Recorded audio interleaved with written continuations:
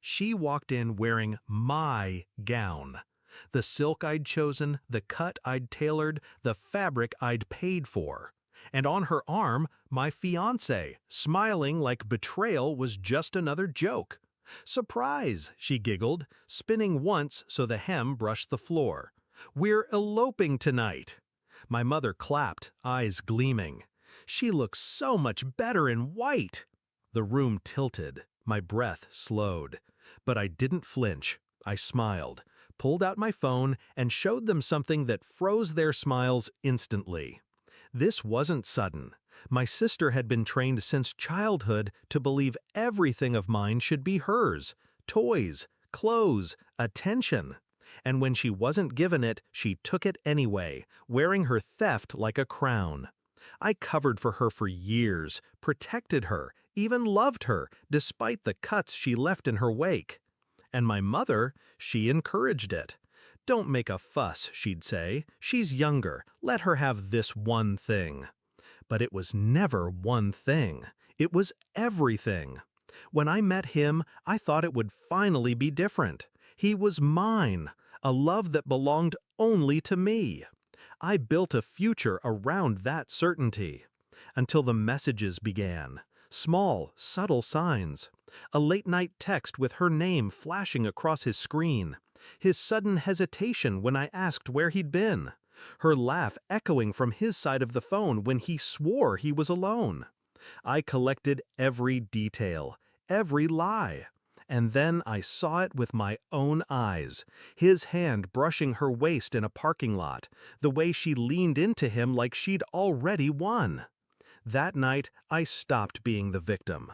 I didn't rage, didn't scream. I planned. Quietly, carefully. First, I went to the bank, froze the joint account, shifted funds, transferred the house deed I'd put in his name back to mine. A signature forged with a precision he'd never notice until it was too late. Second, I visited my lawyer. A prenuptial agreement already waiting, ironclad. Everything of mine stayed mine. Everything of his was vulnerable. And the moment he cheated, it was void. Third, I pulled my sister's phone records. Easy, once I had her password. She used the same one for everything. I gathered screenshots, videos, recordings, enough to scorch the earth she stood on. And then I waited. The rehearsal dinner was perfect.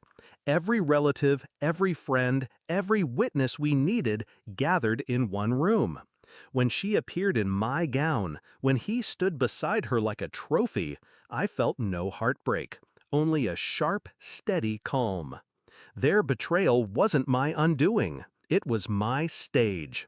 "Surprise," she'd said, and my mother clapped like a seal, adding, "She looks so much better in white." That was the cue. I smiled, pulled out my phone, and tapped the screen. The projector lit up behind me. Their laughter died as a video played, my sister, in her own voice, whispering to him, "She's so stupid, she'll never know. Once I wear that dress, it's mine forever." Clip after clip, their texts, his voice calling her my real bride. Screenshots of hotel reservations, photos of them in the gown together. Gasps filled the room, chairs scraped back. I turned, met their eyes, and spoke only once. "Check your mail." The silence broke into chaos. My mother's hands flew to her mouth. My sister's face drained pale. My fiancé's jaw tightened, eyes darting like a trapped animal. Because they all knew what was waiting for them. Each envelope I'd mailed the night before. Copies of everything. To relatives, to neighbors, to his boss, to hers, to every person who'd ever believed their lies. The truth was already out. By the time dessert was served, reputations would be ash. My sister ripped the veil from her hair, shrieking at me.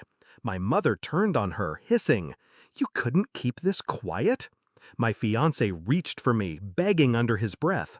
I didn't move, didn't blink.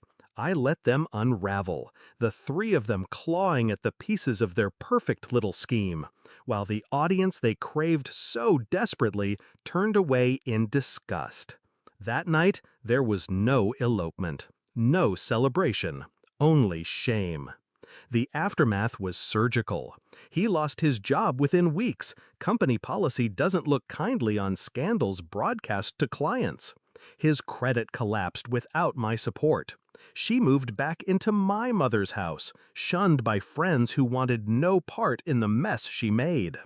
The gown, my gown, sat in the closet, never worn again, a ghost of her own arrogance. And my mother, she stopped clapping. Stopped speaking at all, really. When your golden child burns herself to ash, there's nothing left to worship. As for me, I walked away. Not broken, not bitter, just free. The wedding rehearsal became their funeral. Not of lives, but of illusions. I gave them what they wanted, a stage, an audience, a spotlight.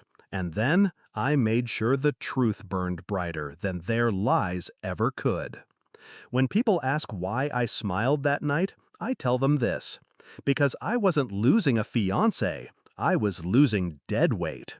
And I wasn't watching my sister win, I was watching